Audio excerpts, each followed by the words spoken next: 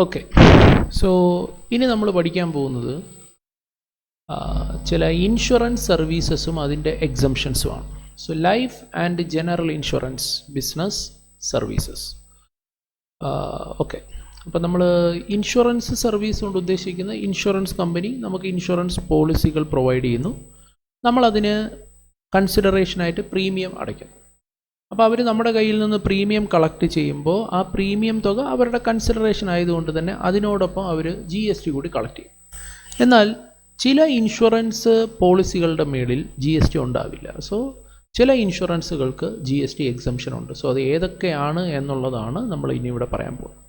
ഇതിനകത്ത് supplier specific ആയിട്ടുള്ള services ഉണ്ട്, റെസിപ്പിയൻ സ്പെസിഫിക് ആയിട്ടുള്ള സർവീസസ് ഉണ്ട്, ആക്ടിവിറ്റി ബേസ്ഡ് ആയിട്ടുള്ള സർവീസസ് ഒക്കെ വരുന്നുണ്ട്. എല്ലാം ഇതിനകത്ത് കവർ ചെയ്യുന്നുണ്ട്. അപ്പോൾ നമുക്ക് ഓരോന്നോരോന്നായിട്ട് നോക്കാം. ഒരു 6-7 ഇൻഷുറൻസുകളെ പറ്റി ഇതിനകത്ത് പറയുന്നുണ്ട്. ഒന്ന്, service of life insurance business provided by way of annuity under national pension system regulated by Pension Fund Regulatory and Development Authority of India under Pension Fund Regulatory and Development Authority Act 2013. അതായത് NPS, നമ്മൾ തൊട്ട് മുന്നേ നമ്മൾ പറഞ്ഞായിരുന്നു NPS അതിൻ്റെ മെമ്പേഴ്സിന് provide ചെയ്യുന്ന സേവനങ്ങൾ exempted ആണെന്നുള്ള കാര്യം നമ്മൾ പറഞ്ഞായിരുന്നു. NPSൽ ജോയിൻ ചെയ്യുന്ന ആൾക്കാർക്ക് ലൈഫ് ഇൻഷുറൻസിൻ്റെ ഒരു സർവീസ് കൂടി എക്സ്ട്രാ കിട്ടും. അതാണ് services of life insurance provided by way of annuity under NPS. So NPSൽ ജോയിൻ ചെയ്യുന്ന വ്യക്തികൾക്ക് എന്ത് കൊടുക്കുന്നുണ്ട്? ഇൻഷുറൻസ് കൊടുക്കുന്നുണ്ട്. അപ്പോൾ ആ ഇൻഷുറൻസ്, അപ്പോൾ ഇവരുടെ കയ്യിൽ നിന്ന് നമ്മൾ കോൺട്രിബ്യൂഷൻ കളക്ട് ചെയ്യും. NPSലേക്കുള്ള കോൺട്രിബ്യൂഷൻ കളക്ട് ചെയ്യുന്നതിനോടൊപ്പം തന്നെ ഇൻഷുറൻസ് തുക എന്ന് പറഞ്ഞിട്ടൊരു എമൗണ്ട് കൂടി എന്ത് ചെയ്യുന്നുണ്ട്? കളക്ട് ചെയ്യുന്നുണ്ട്. ആ കളക്ട് ചെയ്യുന്ന തുകയ്ക്ക് എന്തില്ല? GST ഇല്ല. ഇനി ആ ഇൻഷുറൻസ് എന്ന് പറയുന്നത് റെഗുലേറ്റ് ചെയ്യുന്നത് ആര് തന്നെയാണ്? ആരുടെ നിയന്ത്രണത്തിലാണ്? Pension fund regulatory development authority of India എന്ന് പറയുന്ന സിസ്റ്റത്തിൻ്റെ കീഴിലാണ് ആ ഇൻഷുറൻസ് വരുന്നത്. സോ നമ്മൾ അതിൽ ഇൻഷുറൻസ് ജോയിൻ ചെയ്തിട്ടുണ്ടെങ്കിൽ, ജോയിൻ ചെയ്തിരിക്കുന്ന ആൾക്ക് എന്തെങ്കിലും സംഭവിച്ചിട്ടുണ്ടെങ്കിൽ അവരുടെ വീട്ടുകാർക്ക് കോമ്പൻസേഷൻ കിട്ടും. അതൊക്കെ ശരി തന്നെയാണ്. പക്ഷേ പറയുന്നത് ഇവരെ അടയ്ക്കുന്ന ഇൻഷുറൻസ് കോമ്പൻസേഷൻ്റെ മേളിൽ, ഇൻഷുറൻസ് പ്രീമിയത്തിൻ്റെ മേളിൽ GST ഇല്ല. 38. Services of life insurance business provided or agreed to be provided by Army, Naval, Air Force Group Insurance Fund. Okay. 2 members of the Army, Navy, Air Force respectively under Group Insurance Scheme of Central Government. So എന്താണെന്ന് വെച്ച് കഴിഞ്ഞാൽ നമ്മൾ ഇപ്പോൾ army, navy, air force എന്നൊക്കെ പറഞ്ഞു കഴിഞ്ഞാൽ എന്താണെന്ന് നിങ്ങൾക്ക് അറിയാം. സോ ആർമി, നേവി, എയർഫോഴ്സ് എന്ന് വെച്ച് കഴിഞ്ഞാൽ നമ്മുടെ ആംഡ് ഫോഴ്സാണ് നമ്മുടെ രാജ്യത്തിൻ്റെ. സോ ഇതിൽ വർക്ക് ചെയ്യുന്ന നമ്മുടെ പട്ടാളക്കാരുണ്ടല്ലോ, ആംഡ് ഫോഴ്സിൽ വർക്ക് ചെയ്യുന്ന ആൾക്കാർ, ഇവർക്ക് വേണ്ടിയിട്ട് ഒരു insurance, group insurance fund form ചെയ്തിട്ടുണ്ട്. അപ്പോൾ അവരുടെ ശമ്പളത്തിൽ നിന്ന് ഒരു വിഹിതം ഇൻഷുറൻസ് പ്രീമിയമായിട്ട് കളക്ട് ചെയ്യുകയും ചെയ്യും. അവർക്ക് ആ കളക്ട് ചെയ്യുന്ന പ്രീമിയം തുകയ്ക്ക് അവരെന്ത് കൊടുക്കുന്നുണ്ട്? ഇൻഷുറൻസ് പ്രൊവൈഡ് ചെയ്യുന്നുണ്ട്. അപ്പോൾ ഇവരുടെ കയ്യിൽ നിന്ന് കളക്ട് ചെയ്യുന്ന ഇൻഷുറൻസ് പ്രീമിയത്തിൻ്റെ മേളിൽ എന്തില്ല? GST ഇല്ല. അപ്പോൾ ഇവർക്ക് പ്രൊവൈഡ് ചെയ്യുന്ന ഇൻഷുറൻസ് എന്ന് പറയുന്നത് നേരത്തെ പറഞ്ഞതുപോലെ ഇൻഷുറൻസ് റെഗുലേറ്ററി ഫണ്ട് അതോറിറ്റി ഒന്നും അല്ല ഇൻഷുറൻസ് കൺട്രോൾ ചെയ്യുന്നത്, പകരം കേന്ദ്ര സർക്കാർ തന്നെയാണ്. സോ ആ ഇൻഷുറൻസ് പദ്ധതിയുടെ പേര് army, naval, air force group insurance fund എന്നാണ്. അതിലേക്കുള്ള കോൺട്രിബ്യൂഷനുകൾ ഇൻഷുറൻസ് പ്രീമിയത്തിൻ്റെ മേളിൽ GST ഇല്ല.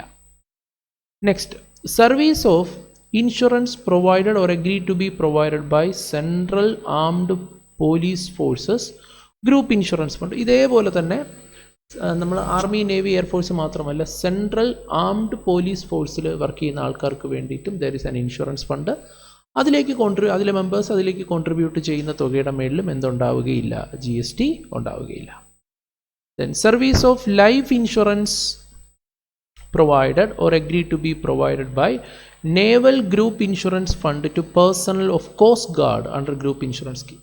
നെക്സ്റ്റ് ഏതാണ്ട് സിമിലർ ആയിട്ടുള്ള സെയിം ആയിട്ടുള്ള കാര്യം തന്നെയാണ്. പക്ഷേ ഇത്തവണ നമ്മൾ കോസ്റ്റ് ഗാർഡിൽ വർക്ക് ചെയ്യുന്ന എംപ്ലോയീസിന്, കോസ്റ്റ് ഗാർഡിൽ വർക്ക് ചെയ്യുന്ന ആൾക്കാർക്ക് വേണ്ടിയിട്ടുള്ള ഒരു ലൈഫ് ഇൻഷുറൻസ് പദ്ധതിയാണ്, ലൈഫ് ഇൻഷുറൻസ് പോളിസിയാണ്.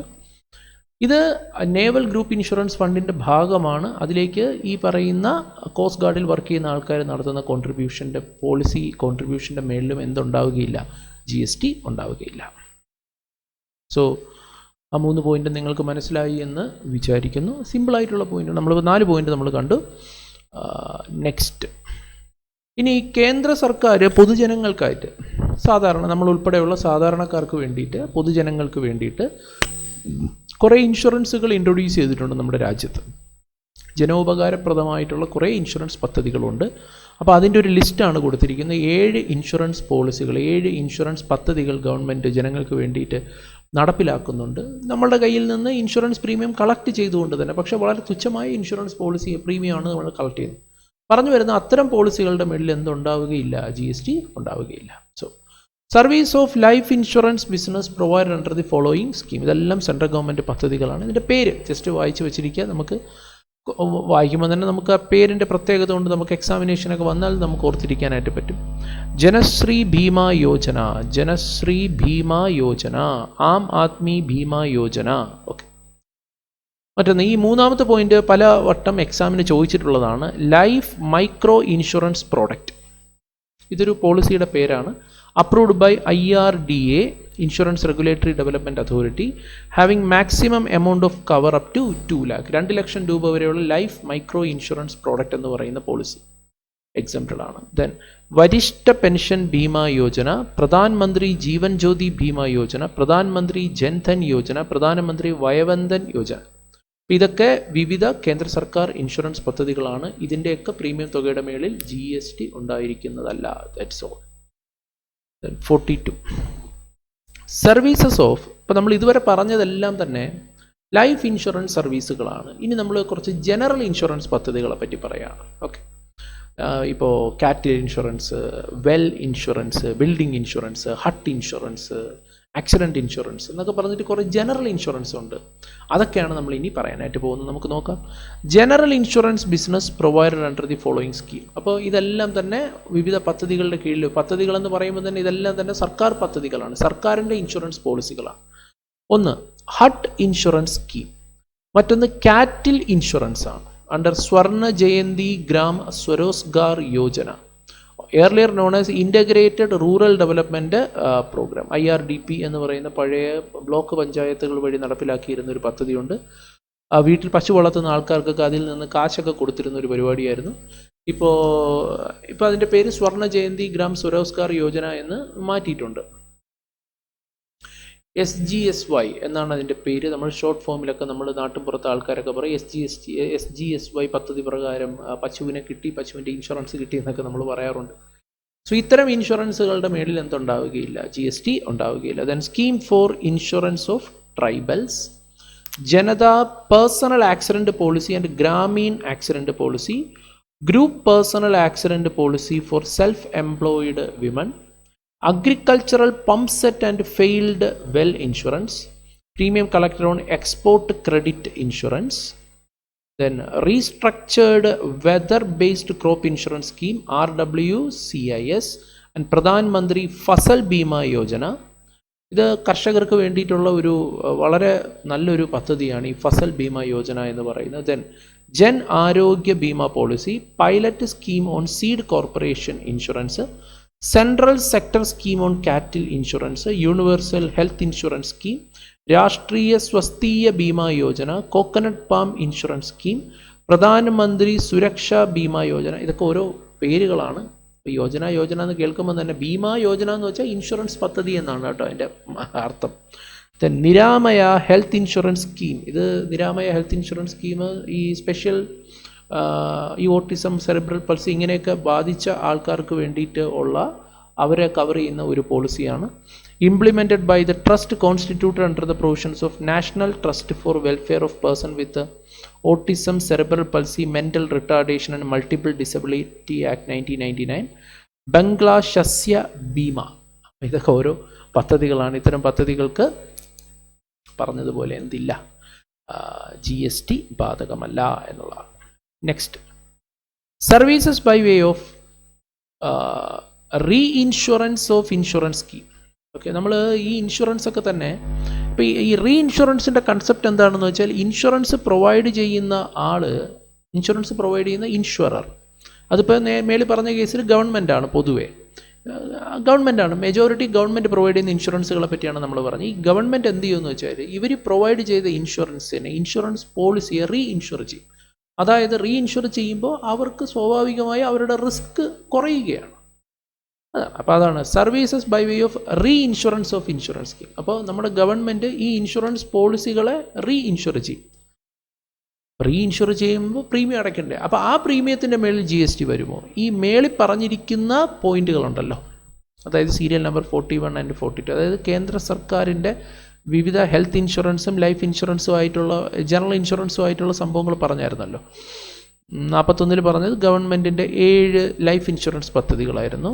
42 പറഞ്ഞ വിവിധ ജനറൽ ഇൻഷുറൻസ് പദ്ധതികളായിരുന്നു. ഇവയെല്ലാം തന്നെ റീഇൻഷുർ ചെയ്യുന്ന സമയത്ത് അതിൻ്റെ മേളിൽ എന്തില്ല എന്നാണ് പറഞ്ഞിരിക്കുന്നത്, GST വരില്ല. സോ അതാണ് ആ ഒരു പോയിന്റ്. ഓക്കെ, ഒരു ചെറിയ സംഭവങ്ങളുണ്ട്. പെൻഷൻ സ്കീം, ചില പെൻഷൻ പദ്ധതികളെ പറ്റിയാണ്. ഇൻഷുറൻസ് പദ്ധതികൾ പറഞ്ഞതുപോലെ തന്നെ ചില പെൻഷൻ പദ്ധതികളുണ്ട്. Services by way of collection of contribution under Atal pension Yojana. അപ്പോൾ കേന്ദ്ര സർക്കാരിൻ്റെ ഒരു 60 വയസ്സ് കഴിഞ്ഞിട്ടുള്ള ആൾക്കാർക്ക് പെൻഷൻ കൊടുക്കുന്ന ഒരു സാമൂഹിക സുരക്ഷാ പെൻഷൻ പദ്ധതിയല്ല. ഇപ്പം നമ്മുടെ നാട്ടിലൊക്കെ 60 വയസ്സ് കഴിഞ്ഞിട്ടുള്ള ആൾക്കാർക്ക് കേരള സർക്കാർ പെൻഷൻ കൊടുക്കുന്നുണ്ട്. അതല്ല, അടൽ പെൻഷൻ യോജന എന്ന് പറഞ്ഞു കഴിഞ്ഞിട്ട് വേറൊരു പദ്ധതി ഉണ്ട്. അതിലേക്ക് നമുക്ക് കോൺട്രിബ്യൂട്ട് ചെയ്യാം. ഇപ്പോൾ നമുക്ക് ഞാനിപ്പോൾ ഒരു 40 വയസ്സായ ഒരു വ്യക്തിയാണ്. അപ്പോൾ എനിക്ക് കിട്ടുന്ന കാശിന് ഞാൻ എന്ത് ചെയ്യുകയാണ്, ഈ അടൽ പെൻഷൻ യോജനയിലേക്ക് പണം എന്ത് ചെയ്യുന്നു, കോൺട്രിബ്യൂട്ട് ചെയ്യുന്നു. ഈ കോൺട്രിബ്യൂട്ട് ചെയ്യുന്ന തുക എനിക്കൊരു നിശ്ചിത പ്രായമായി കഴിയുമ്പോൾ എനിക്ക് പെൻഷനായിട്ട് എന്ത് ചെയ്യും, തിരിച്ചു കിട്ടും. അപ്പോൾ പറഞ്ഞു വരുന്ന ഈ കോൺട്രിബ്യൂഷൻ തുകയിലേക്ക് GST കളക്ട് ചെയ്യില്ല എന്നുള്ളതാണ്. Then services by way of collection of contribution under any pension scheme of the state government. ഇത് കേന്ദ്ര സർക്കാരിൻ്റെ പദ്ധതിയാണ് അടൽ പെൻഷൻ യോജന. അതേപോലെ തന്നെ വിവിധ സംസ്ഥാന സർക്കാർ പദ്ധതികളുണ്ട് വേറെ, ഇതേപോലെ തന്നെ കോൺട്രിബ്യൂഷൻ കളക്ട് ചെയ്തിട്ട് ഭാവിയിൽ പെൻഷൻ കൊടുക്കുന്നു. സോ ഇത്തരം പദ്ധതികളുടെ മേളിലൊന്നും തന്നെ എന്ത് ബാധകമല്ല എന്നാണ് പറയുന്നത്, GST ബാധകമല്ല. സോ നമ്മളിപ്പോൾ പഠിച്ചത് 2 പ്രധാനപ്പെട്ട ഏരിയയാണ്. ഒന്ന് ലൈഫ് ജനറൽ ഇൻഷുറൻസ് സർവീസുകൾ, അതുപോലെ തന്നെ പെൻഷൻ സ്കീമിലേക്കുള്ള കോൺട്രിബ്യൂഷൻസ്. ഓക്കെ, സോ നമ്മുടെ ഇനി അടുത്ത സർവീസ് അഗ്രികൾച്ചർ റിലേറ്റഡ് സർവീസസ് ആണ്. കൃഷിയുമായി ബന്ധപ്പെട്ടിട്ടുള്ള സേവനം. അപ്പോൾ അഗ്രികൾച്ചർ പൊതുവേ ഒരുപാട് എക്സംഷൻ ഉള്ള കാര്യമാണ്. ഇപ്പോൾ നമ്മൾ ഇൻകം ടാക്സിലായിരുന്നാലും അഗ്രികൾച്ചർ എന്ന് പറയുന്നതൊരു അഗ്രികൾച്ചർ ഇൻകം എന്ന് പറയുന്നതൊരു എക്സംപ്റ്റഡ് ഇൻകമാണ്. അപ്പോൾ അതിന് നമ്മൾ ടാക്സ് കൊടുക്കേണ്ട ആവശ്യമില്ല. പക്ഷേ എന്താണ് അഗ്രികൾച്ചർ ആക്ടിവിറ്റി എന്നുള്ളത് ഇൻകം ടാക്സ് നിയമത്തിനകത്ത് 2(1)(a)ക്കകത്ത് വ്യക്തമായിട്ട് ഡിഫൈൻ ചെയ്തിട്ടുണ്ട്. 2(1)(a)ക്കകത്ത് എന്താണ് അഗ്രികൾച്ചർ എന്ന് ഡിഫൈൻ ചെയ്തിട്ടുണ്ട്. അപ്പോൾ ആ പർട്ടിക്കുലർ പ്രവൃത്തിക്കുള്ളിലൂടെ കിട്ടുന്ന ഇൻകത്തിനാണ് അവിടെ എക്സംഷൻ കൊടുത്തിട്ടുള്ളത്. അപ്പോൾ അതേപോലെ തന്നെ ഇവിടെയും GSTയിലും അഗ്രികൾച്ചർ റിലേറ്റഡ് ആയിട്ടുള്ള സർവീസസിന് ധാരാളം എക്സംഷൻസ് ഉണ്ട്. സ്പെസിഫിക് ആക്ടിവിറ്റി ബേസ്ഡ് എക്സംഷൻസ് ആണ് ഇവിടെ ഉള്ളത്. സോ അത് എന്തൊക്കെയാണെന്നുള്ളതാണ് നമുക്ക് നോക്കാം. ഇവിടെ കുറച്ചുകൂടി ഒരു വൈഡർ മീനിങ് ആണ്. നമ്മൾ ഇൻകം ടാക്സിൽ ഉപയോഗിക്കുന്ന അഗ്രികൾച്ചർ എന്നുള്ള വാക്ക് അല്ല, ഇവിടെ കുറച്ചുകൂടി ഒരു വ്യത്യസ്തത ഉണ്ട്. അപ്പോൾ ഇവിടെ എന്താണ് അഗ്രികൾച്ചർ എന്നുള്ളത് കുറച്ചുകൂടി ഡീറ്റെയിൽ ആയിട്ട് കുറച്ചുകൂടി വൈഡ് കവറേജ് ആണ് അതിൻ്റെ വേർഡിന്. നമുക്ക് നോക്കാം. Services relating to cultivation of plant, കൃഷി. കൾട്ടിവേഷൻ ഓഫ് പ്ലാന്റ് എന്ന് പറഞ്ഞാൽ പക്ക കൃഷിപ്പണി. അതുപോലെ തന്നെ rearing of all life forms of animals. Okay, അപ്പോൾ അതുപോലെ തന്നെ ഈ പറഞ്ഞതുപോലെ എന്താണ് rearing of all life forms of animals, animal husbandry activities. So ഇതൊക്കെ തന്നെ ഇതുമായി ബന്ധപ്പെട്ടിട്ടുള്ള സർവീസ്. അപ്പോൾ കൃഷിയുമായി ബന്ധപ്പെട്ട സർവീസ്, അതാണ് അവിടെ വാക്ക് ഉപയോഗിച്ചിരിക്കുന്നത്. Services relating to cultivation of plant and rearing of all life forms of animals. എന്നാൽ അതിനൊരു എക്സെപ്ഷൻ ഉണ്ട്. അത് എക്സംപ്റ്റഡ് എന്നാണ് പറഞ്ഞു വരുന്നത്. പക്ഷേ എക്സെപ്റ്റ് റെയറിങ് ഓഫ് ഹോഴ്സസ്. പക്ഷേ അതിനകത്ത് ഈ റെയറിങ് ഓഫ് ഹോഴ്സസ് ആനിമൽ തന്നെയാണ്. പക്ഷേ ഈ കുതിര വളർത്തലുമായി ബന്ധപ്പെട്ട സർവീസുകൾ അതിന് നമുക്ക് എക്സംഷൻ ഇല്ല. മറ്റ് ഇപ്പോൾ ആട്, മാട്, പന്നി, റാബിറ്റ് അതെല്ലാം തന്നെ എന്ത് തന്നെയാണ്, നമുക്ക് എക്സംപ്റ്റഡ് ആണ്.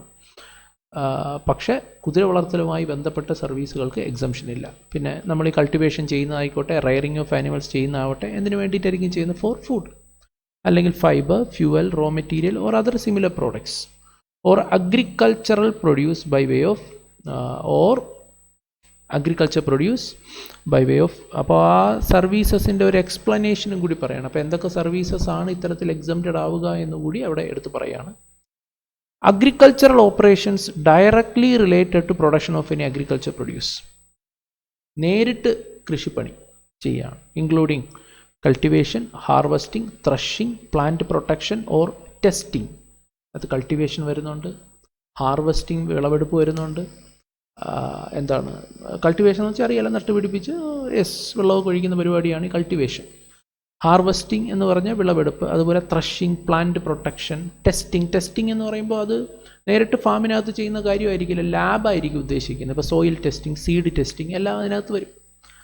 അപ്പോൾ അതെല്ലാം തന്നെ എക്സംപ്റ്റഡ് ആയിട്ടുള്ള സർവീസസ് ആണ്. Because these services are directly related to agriculture. So agriculture operations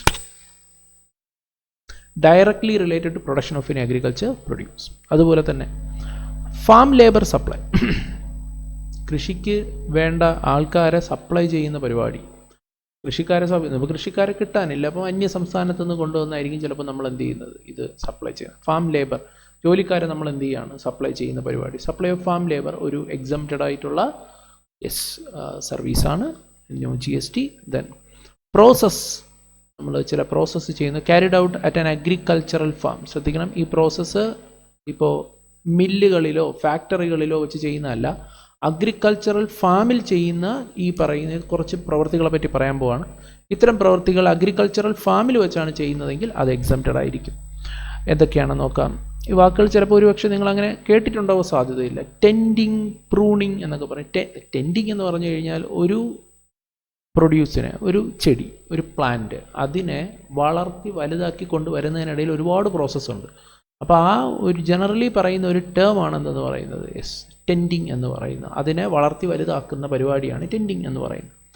pruning എന്ന് പറഞ്ഞു കഴിഞ്ഞാൽ കള പറിച്ച് കളയുക എന്ന് പറയില്ല. നമ്മളിപ്പോൾ കൃഷിപ്പണി ചെയ്യുമ്പോൾ ഒരുപാട്, നമ്മളിപ്പോൾ ഒരു സംഭവം ചെയ്യുമ്പോൾ തന്നെ അതിൻ്റെ കൂടെ തന്നെ ഒരുപാട് അനാവശ്യമായിട്ടുള്ള ചെടികളെല്ലാം വിത്ത് പൊടിച്ചൊക്കെ വരും അവിടെ. അതൊക്കെ നമ്മൾ ക്ലീൻ ചെയ്ത് വയ്ക്കുന്ന പരിപാടിയാണ് നമ്മൾ എന്തെന്ന് പറയുക, പ്രൂണിങ് എന്ന് പറയുന്നത്. അതുപോലെ cutting, harvesting, drying, cleaning, trimming ഒക്കെ. ട്രിമ്മിങ് എന്നൊക്കെ പറഞ്ഞാൽ അറിയാലോ. ഇപ്പോൾ ഞാൻ മറ്റു വാക്കുകളുടെ അർത്ഥം എന്ന് പറഞ്ഞാൽ നിങ്ങൾക്ക് അറിയാം. കട്ടിങ് എന്താണ്, ഹാർവസ്റ്റിംഗ് എന്താണ്, ഡ്രൈയിങ് എന്താണ്, ക്ലീനിങ് എന്താണ്. ട്രിമ്മിങ് എന്ന് വെച്ചാൽ കട്ട് ചെയ്ത് കൊടുക്കുക എന്നുള്ളതാണ്.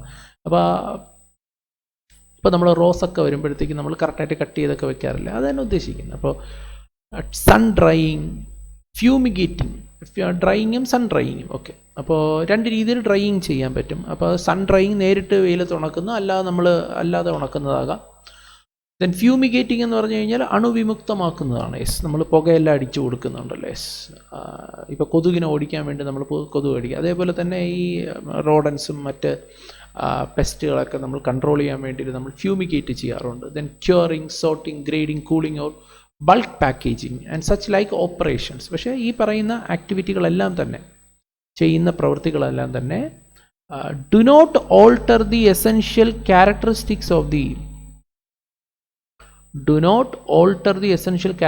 Of agriculture produce. അത് നമ്മൾ ആ എടുത്ത അഗ്രികൾച്ചർ പ്രൊഡ്യൂസിനെ അതേ രൂപത്തിൽ നിർത്തിക്കൊണ്ടാണ് ഇതൊക്കെ ചെയ്യുന്നത്. ഓക്കെ, അതിന് നമ്മൾ എന്ത് ചെയ്യാറില്ല, അതിന് രൂപപരിണാമം നടത്തിയിട്ട് ഉള്ള പ്രവൃത്തികളെ പറ്റിയല്ല പറയുന്നത്. അപ്പോൾ അതിൻ്റെ എക്സ്പ്ലനേഷൻ താഴേക്ക് വരുന്നുണ്ട്. അതെന്താണെന്നുള്ളത് ആ എക്സ്പ്ലനേഷൻ്റെ ഭാഗമായിട്ട്, എക്സാമ്പിളിൻ്റെ ഭാഗമായിട്ട് will discuss. So do not alter the essential characteristics of agriculture produce, but make it only marketable in the primary market. See, എന്താണ് ഈ പ്രൈമറി മാർക്കറ്റ് എന്ന് വെച്ചാൽ? പ്രൈമറി മാർക്കറ്റ് എന്ന് വെച്ചാൽ പ്രോഡക്റ്റ് നേരിട്ട് മാർക്കറ്റിൽ കൊണ്ടുപോയി ആദ്യം വിൽക്കുന്ന, ഈ അഗ്രികൾച്ചർ പ്രൊഡ്യൂസ് ആദ്യം വിൽക്കുന്ന സ്ഥലമാണ് എന്തെന്ന് പറയുന്നത്, പ്രൈമറി മാർക്കറ്റ്. ഇപ്പോൾ കർഷകർ അവരുടെ പ്രൊഡ്യൂസ്, ഇപ്പോൾ ചന്ത എന്ന് മലയാളത്തിൽ അങ്ങനെ പറയുമ്പോൾ ചന്തയിൽ കൊണ്ടുപോകുന്നൊക്കെ പറയും. ലോക്കൽ സ്ലാങ്ങിൽ അങ്ങനെ പറയാറുണ്ട്. അല്ലെ, കമ്പോളം, കുറച്ചുകൂടി നല്ല നിലവാരമുള്ള വാക്ക് പറയുകയാണെങ്കിൽ കമ്പോളം എന്ന് പറയും. ചന്ത, കമ്പോളം, ഇതാണ് എന്തെന്ന് പറയുന്നത്, ഒരു പ്രൈമറി മാർക്കറ്റ് എന്ന് നമ്മൾ പറയും. യെസ്. അപ്പോൾ അവിടെ വിൽക്കാൻ ഉതകുന്ന രീതിയിൽ പ്രോഡക്റ്റിനെ മാറ്റിയെടുക്കുന്ന പ്രവൃത്തികൾ നമ്മൾ ചെയ്യുകയാണെന്നുണ്ടെങ്കിൽ യെസ്. ഇപ്പം നമ്മൾ ആപ്പിൾ കൃഷി ചെയ്യുകയാണ്, ആപ്പിൾ അല്ലെങ്കിൽ ഓറഞ്ച്, ഗ്രേപ്സ്, എന്ത് വേണമെങ്കിലും ആവട്ടെ, ഇപ്പോൾ വാഴപ്പഴം, ഇതൊക്കെ നമ്മൾ കട്ട് ചെയ്ത് മാർക്കറ്റിൽ എത്തിക്കുന്നത് വരെയുള്ള ഈ പ്രവൃത്തികളെയാണ് നമ്മൾ പറയുന്നത്. അതിൻ്റെ ഭാഗമായിട്ട് ചെയ്യുന്ന ഇത്തരം പ്രവൃത്തികളെല്ലാം തന്നെ എക്സംപ്റ്റഡ് ആയിട്ടുള്ള സർവീസസ് ആയിരിക്കും. ദെൻ റെൻറ്റിങ് ഓർ ലീസിങ്, വാടകയ്ക്ക് കൊടുക്കുന്നു, പാട്ടത്തിന് കൊടുക്കുന്നു. എന്ത് agro machinery or vacant land. അപ്പോൾ കൃഷിപ്പണിക്ക് ആവശ്യമായിട്ടുള്ള എക്യുപ്മെൻസും അതുപോലെ തന്നെ ഭൂമിയും നമ്മൾ വാടകയ്ക്ക് കൊടുക്കുകയോ പാട്ടത്തിന് കൊടുക്കുകയോ ചെയ്തിട്ടുണ്ടെങ്കിൽ without a structure incidental to its use. Structure എന്ന് പറയുമ്പോഴത്തേക്കും സിവിൽ സ്ട്രക്ചർ, ഇപ്പോൾ അതൊരു ഫാം ഹൗസ് ആകാം. സോ ഒരു ആഗ്രോ മെഷീനറിയോ വേക്കൻ ലാൻഡോ വിത്ത് ഫാം ഹൗസ് നമ്മൾ ലീസ് ചെയ്യുകയാണെന്നുണ്ടെങ്കിലോ റെൻ്റ് ഔട്ട് ചെയ്യുകയാണെന്നുണ്ടെങ്കിലോ ഉറപ്പായിട്ടും അതൊരു എക്സംപ്റ്റഡ് ആയിട്ടുള്ള സർവീസ് ആയിരിക്കും. So leasing your vacant land with a greenhouse and a storage shed which is incidental to its use for agriculture is exempt from GST. Farm house മാത്രമല്ല green house എന്ന് പറയുന്നത്. Okay, അപ്പോൾ നമുക്ക് green house എന്ന് പറഞ്ഞു കഴിഞ്ഞാൽ ഇപ്പോൾ നമുക്ക് ചില കാലാവസ്ഥയിൽ നമുക്ക് പ്രോഡക്റ്റിനെ വളർത്താനായിട്ട് നമുക്ക് സാധിക്കത്തില്ല. ഇപ്പോൾ കൊടും തണുപ്പുള്ള ഒരു സ്ഥലത്ത് നമുക്ക് എങ്ങനെയാണ് ഇപ്പോൾ കൃഷി ചെയ്യാൻ പറ്റുക? നമുക്ക് നമ്മുടേതായിട്ടുള്ള പ്രോഡക്റ്റുകൾ എങ്ങനെ ഉണ്ടാക്കിയെടുക്കാനായിട്ട് സാധിക്കും? ആൾക്കാർക്ക് കൺസ്യൂം ചെയ്യാൻ പറ്റുന്ന ഒരു സാധനം കൊടും ചൂടും കൊടും തണുപ്പുള്ള സ്ഥലങ്ങളിൽ നമുക്കങ്ങനെ പറ്റില്ല. സോ അതിന് ഒരു കാലാവസ്ഥ നിയന്ത്രിതമായിട്ടുള്ള ഒരു എൻവയോൺമെൻറ്റ് ക്രിയേറ്റ് ചെയ്തെടുക്കുന്നതാണ് ഗ്രീൻ ഷെഡ് അല്ലെങ്കിൽ ഗ്രീൻ ഹൗസ് എന്ന് പറയുന്നത്. അതൊക്കെ സ്ട്രക്ചേഴ്സാണ്. അതൊക്കെ നമ്മൾ വാടകയ്ക്ക് കൊടുത്തിട്ടുണ്ടെങ്കിൽ, ലീസ് ഔട്ട് ചെയ്തിട്ടുണ്ടെങ്കിൽ അതെല്ലാം തന്നെ എക്സംപ്റ്റഡ് ആയിട്ടുള്ള സർവീസസാണ്. Next, loading unloading packing storage or warehousing of agriculture produce. നമ്മൾ ലോഡ് ചെയ്യുന്നു, അൺലോഡ് ചെയ്യുന്നു, പാക്ക് ചെയ്യുന്നു, സ്റ്റോറേജ് ചെയ്യുന്നു, വെയർ ഹൗസ് ചെയ്യുന്നു ഓഫ് അഗ്രികൾച്ചർ. ഇതിൻ്റെ പ്രശ്നം എന്താ പറയുക, ഇതൊക്കെ പഠിക്കാൻ എളുപ്പമാണ്. ഇപ്പോൾ അഗ്രികൾച്ചർ പ്രൊഡ്യൂസ് ലോഡ് ചെയ്യുന്നു, അൺലോഡ് ചെയ്യുന്നു, പാക്ക് ചെയ്യുന്നു, സ്റ്റോർ ചെയ്യുന്നു, വെയർ ഹൗസ് ചെയ്യുന്നു. അപ്പോൾ ഒരു ചോദ്യമുണ്ട്, എന്താണ് ഈ അഗ്രികൾച്ചറൽ പ്രൊഡ്യൂസ് എന്നുള്ളത്? അവിടെയാണ് നമുക്ക് ഈ പ്രശ്നം വരുന്നത്. ഇപ്പോൾ നമ്മുടെ മനസ്സിൽ അഗ്രികൾച്ചർ പ്രൊഡ്യൂസ് എന്ന് കേൾക്കുമ്പോൾ നമുക്ക് പലതും അഗ്രികൾച്ചർ പ്രൊഡ്യൂസ് ആയിട്ട് തോന്നും. ഇപ്പോൾ അരി, റൈസ് എന്ന് കേട്ട് കഴിഞ്ഞാൽ നമുക്ക് agriculture produce, wheat agriculture produce അല്ലേ, ഇപ്പോൾ ദാല് അഗ്രികൾച്ചർ പ്രൊഡ്യൂസ്. ഇപ്പം നമ്മെ സംബന്ധിച്ച് ഇതെല്ലാം തന്നെ കൃഷി ചെയ്തുണ്ടാക്കുന്ന സാധനങ്ങളായതുകൊണ്ട് ഇതെല്ലാം അഗ്രികൾച്ചർ പ്രൊഡ്യൂസ് എന്ന് പറയും. പക്ഷേ ശരിക്കും ഇതൊന്നും തന്നെ അഗ്രികൾച്ചറൽ പ്രൊഡ്യൂസ് അല്ല. അതെന്തുകൊണ്ടാണെന്നുള്ളത് പറയാം. അത് ഇനീഷ്യലി അതൊരു അഗ്രികൾച്ചർ പ്രൊഡ്യൂസ് അല്ല. അതിൽ നിന്ന് സെക്കൻഡറി പ്രോഡക്റ്റുകളാണ് ഈ പറയുന്ന സാധനങ്ങളെല്ലാം. കാരണം പല പ്രോസസ്സ് കഴിഞ്ഞിട്ടാണ് ഈ പറയുന്ന റൈസ് ആയിക്കോട്ടെ, ദാലായിക്കോട്ടെ ഇതൊക്കെ ഉണ്ടാകുന്നത്. അപ്പോൾ അതുകൊണ്ടാവുന്നത് തന്നെ അഗ്രികൾച്ചർ പ്രൊഡ്യൂസ് അല്ല. താഴേക്ക് വരുന്നുണ്ട്, ഞാൻ നേരത്തെ പറഞ്ഞു, വിൽ എക്സ്പ്ലെയിൻ. അതിനൊരു എക്സ്പ്ലനേഷൻ താഴോട്ട് കുറച്ചുകൂടി ഡീറ്റെയിൽ ആയിട്ട് വരുന്നുണ്ട്. ഓക്കെ, അതുപോലെ തന്നെ അഗ്രികൾച്ചറൽ എക്സ്റ്റൻഷൻ സർവീസസ്, അതിൻ്റെ മീനിങ്ങും താഴേക്ക് വരുന്നുണ്ട്. Agricultural extension service if you are providing, that is an exempted service. Then services by any agricultural produce marketing committee or board, or services provided by a commission agent for sale and purchase of agriculture produce. Agricultural produce marketing committee അവർ ചെയ്യുന്നതെന്ന് പറഞ്ഞു കഴിഞ്ഞാൽ കർഷകരുടെ ഉൽപ്പന്നങ്ങൾ, ഒരു farmer ഉൽപ്പാദിപ്പിക്കുന്ന product totally collect ചെയ്ത് വലിയ വിപണികളിൽ എത്തിച്ച്, മാർക്കറ്റിലെത്തിച്ച് വിറ്റ് കൊടുക്കുന്ന പരിപാടിയാണ് ഓൺ എ കമ്മീഷൻ ബേസിസ്. എന്നിട്ട് ആ സെയിൽ പ്രൊസീഡ്സ് ഫാർമേഴ്സിന് കൊടുക്കുന്നു, and they will take a commission, and there is no GST on such commission, and there is given there. അപ്പോൾ അതാണ് ആ പറഞ്ഞ പോയിന്റിൻ്റെ അർത്ഥം. ഇവിടെ ഈ അഗ്രികൾച്ചർ പ്രൊഡ്യൂസിൻ്റെ അർത്ഥം ഇവിടെ താഴേക്ക് വരുന്നുണ്ട്. എന്താണ് ഈ agriculture produce? It means any produce out of cultivation of plant and rearing of all life forms of animals. Okay, except rearing of horse for food, fiber, fuel, raw material, other similar products on which either no further processing is done. അതാണ് important. Agriculture produce എന്ന് പറഞ്ഞാൽ നമുക്കൊരു product നമുക്ക് നേരിട്ട് കൃഷിപ്പണി ചെയ്ത് അല്ലെങ്കിൽ animal rare ചെയ്ത് നമുക്കൊരു സാധനം കിട്ടി, അതിനാണ് അഗ്രികൾച്ചർ പ്രൊഡ്യൂസ് എന്ന് പറയുന്നത്. പക്ഷേ അതിൻ്റെ മേളിൽ നമ്മൾ എന്ത് ചെയ്യുന്നില്ല, no further processing is done or such processing is done as is usually done by a cultivator or producer, which does not alter its essential characteristics but makes it marketable for primary market. അപ്പോൾ ഈ അരി തന്നെ നമുക്ക് എക്സാമ്പിളായിട്ട് എടുക്കാം. ഈ അരി എന്ന് പറയുന്നത് ഒരിക്കലും ഒരു പ്രൈമറി മാർക്കറ്റിൽ വിറ്റഴിക്കുന്ന സാധനമല്ല. പ്രൈമറി മാർക്കറ്റിൽ വിറ്റഴിക്കുന്നത് നെല്ലാണ്. നമുക്കിപ്പോൾ നേരിട്ട് ഫാമിൽ നിന്ന്, നമുക്കിപ്പോൾ വയലിൽ നിന്ന് കൃഷി ചെയ്ത് കഴിഞ്ഞാൽ, വിളവെടുത്ത് കഴിഞ്ഞാൽ നമുക്ക് കിട്ടുന്നത് നെല്ലാണ്.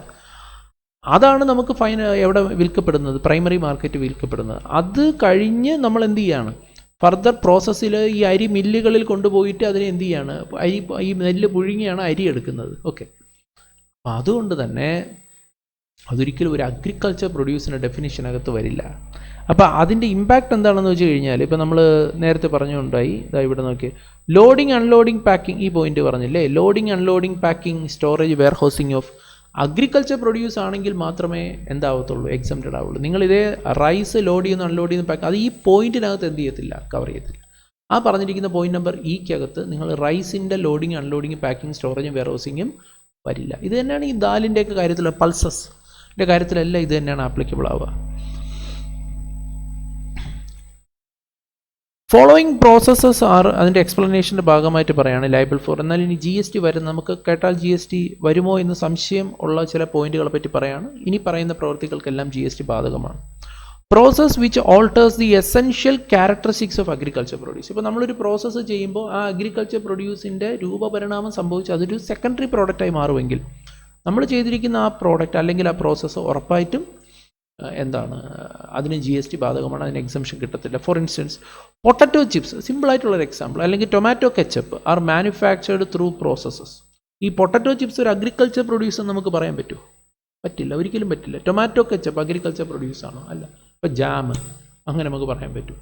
ഫ്രൂട്ട് ജാം എന്ന് പറയുന്നത് കെമിക്കൽസ് ആണെങ്കിലും നമ്മൾ പറയും ഫ്രൂട്ട് ജാം, അതിനകത്ത് നമ്മൾ പൈനാപ്പിൾ ജാം, പൈനാപ്പിളിൽ നിന്നും ഉണ്ടാക്കിയതല്ല, അതൊരു അഗ്രികൾച്ചർ പ്രൊഡ്യൂസ് ആണോ? അല്ല, പൈനാപ്പിൾ അഗ്രികൾച്ചർ പ്രൊഡ്യൂസ് ആയിരിക്കും അല്ലേ. അതുപോലെ തന്നെ ജ്യൂസ്, ഫ്രൂട്ട് ജ്യൂസുകൾ അഗ്രികൾച്ചർ പ്രൊഡ്യൂസ് ആണോ? അല്ല, അതൊരു സെക്കൻഡറി കമോഡിറ്റി ആയി കഴിഞ്ഞാൽ അത് ഒരിക്കലും നമുക്ക് അഗ്രികൾച്ചർ പ്രൊഡ്യൂസ് ആയിട്ട് കണക്കാക്കാൻ കഴിയില്ല. Process which alter the essential characteristics from farm produce. Then processes which makes agriculture produce marketable in retail market. Retail market കൊണ്ട് ഉദ്ദേശിക്കുന്നത് സെക്കൻഡറി മാർക്കറ്റാണ് ഉദ്ദേശിക്കുന്നത്. The process of grinding, sterilizing, extraction packaging in retail and packaging in retail packets of agriculture products which make the agriculture product marketable in the retail market would not be covered in this entry. ഇനി നേരത്തെ നമ്മളൊരു വാക്ക് ഉണ്ടായിരുന്നു, ഈ agricultural extension service എന്ന് വെച്ചാൽ എന്താണ്? Agricultural extension service ഇതേ point നമ്മൾ ഇൻകം ടാക്സിലും പഠിച്ചിട്ടുള്ളതാണ്. ഓർക്കുന്നുണ്ട്, ഇൻകം ടാക്സിൽ ഇതേ പോയിന്റ് നമ്മൾ പഠിക്കുന്നുണ്ട്. 35 CCC എന്ന് പറഞ്ഞിട്ടൊരു സെക്ഷൻ നമ്മൾ agricultural extension service. Agricultural extension സർവീസസുകൾക്ക് വേണ്ടിയിട്ട് പണം മുടക്കുകയാണെന്നുണ്ടെങ്കിൽ അത് റവന്യൂ എക്സ്പെൻഡിച്ചർ ആവട്ടെ, ക്യാപിറ്റൽ എക്സ്പെൻഡിച്ചർ ആവട്ടെ, irrespective of your nature of business, it shall be allowed as deduction as per section 35 CCC except land and building. നിങ്ങൾ എന്ത് എക്സ്പെൻഡിച്ചർ അഗ്രികൾച്ചറൽ എക്സ്റ്റൻഷൻ സർവീസിന് വേണ്ടി മുടക്കിയാലും അത് നിങ്ങൾക്ക് 35 CCC പ്രകാരം നിങ്ങൾക്ക് ഡിഡക്ഷനായിട്ട് ക്ലെയിം ചെയ്ത് നമ്മൾ കണ്ടിട്ടുള്ളതാണ്. PGBP പഠിച്ചപ്പോൾ അവിടെ ഈ അഗ്രികൾച്ചറൽ എക്സ്റ്റൻഷൻ സർവീസസ് നമ്മൾ അപ്പോൾ എന്താണ് ഈ അഗ്രികൾച്ചറൽ എക്സ്റ്റൻഷൻ സർവീസ്? കർഷകർക്ക് പുതിയ പുതിയ കാർഷിക രീതികൾ, ശാസ്ത്രീയമായ രീതികൾ, സയൻറ്റിഫിക് രീതികൾ, ടെക്നോളജി പറഞ്ഞ് മനസ്സിലാക്കി അവരുടെ കൃഷി പെർഫോമൻസ് ഇമ്പ്രൂവ് ചെയ്യാൻ സഹായിക്കുന്ന പ്രോസസ്സിനെയാണ് നമ്മൾ അഗ്രികൾച്ചറൽ എക്സ്റ്റൻഷൻ സർവീസ്. അങ്ങനെ ഒരുപാട് നമുക്കിപ്പോൾ ജനറലി പറയാൻ ഒരുപാട് എക്സാമ്പിൾസ് നമുക്ക് പറയാനായിട്ട് സാധിക്കും. So it means application of scientific research and knowledge to agriculture practices through farmer education and training. The main objective of AES stands for Agricultural Extension Service, is to transmit latest technical know-how to farmers. It also focuses on enhancing farmers' knowledge about crop techniques and help them to increase productivity. This is done through training courses, Kisan call centers, farm visits, on-farm trials, Kisan Mela, Kisan Club, advisory bulletins and like. ഇതൊക്കെയാണ് agricultural extension സർവീസസിൻ്റെ examples. Not ചെയ്ത് വെക്കാം. Yes. Then agricultural produce marketing committee, ഞാനത് already explain ചെയ്തത്, വീണ്ടും ഞാനത് ആവർത്തിക്കേണ്ട ആവശ്യമില്ല. Agriculture producing marketing committee ചെയ്യുന്ന സേവനങ്ങളെന്ന് they are purely serving the farmers. So farmers need to become members of this agriculture produce marketing committee and they will supply their products to this APMC എന്നാണ് പറയുക. Then APMC collect them and collect these products from all their members and collectively they will sell in the open market. See, ഇവിടെ എന്ത് സംഭവിക്കുമെന്ന് വെച്ചാൽ APMC ഇപ്പോൾ എല്ലാ ഇപ്പം ഞാനൊരു ഫാർമറാണ്, ഞാനിപ്പോൾ ഒരു പ്രോഡക്റ്റ് വിൽക്കാനായിട്ട് ചെല്ലുമ്പോൾ എന്ത് സംഭവിക്കുന്നു? എൻ്റെ പ്രോഡക്റ്റ് എനിക്കൊരു പരിധിക്ക് മേളിൽ എന്ത് ചെയ്യാൻ കഴിയില്ല, ബാർഗെയിൻ ചെയ്യാൻ കഴിയില്ല. കാരണം ഇതൊരു പെരിഷബിൾ കമ്മോഡിറ്റിയാണ്. അപ്പോൾ അതുകൊണ്ട് എനിക്കിതൊരു ബാർഗെയിൻ ചെയ്യാതെ, ഈ ബാർഗെയിൻ പവർ എനിക്ക് ഒരു as an individual bargain power എന്താണ്, കുറവാണ്. അപ്പോൾ APMC ചെയ്യുന്ന എന്താണെന്ന് വെച്ച് കഴിഞ്ഞാൽ ഇവർ കുറച്ചുകൂടി വെൽ ഫെസിലിറ്റേറ്റഡ് ആണ്. അതുപോലെ തന്നെ ഗവൺമെൻറ് സപ്പോർട്ടുള്ള സ്ഥാപനങ്ങളായിരിക്കും, അത് ഫണ്ടിങ് ഉണ്ടായിരിക്കും.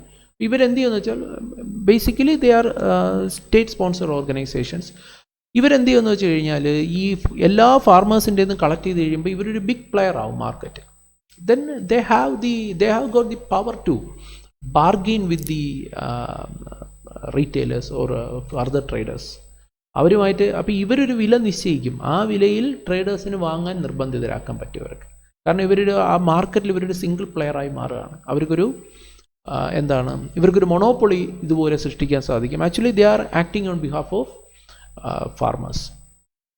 ഇത് ഈ APMCയെ തകർക്കാനാണ്. ഇപ്പം നിങ്ങൾ I don't know whether you are remembering like some എന്താണ് ഒരു കൃഷി ബില്ല്, കാർഷിക ബില്ല്, അഗ്രികൾച്ചർ റിഫോം ബില്ലെന്ന് പറഞ്ഞിട്ടൊരു bill government plans to introduce in the parliament.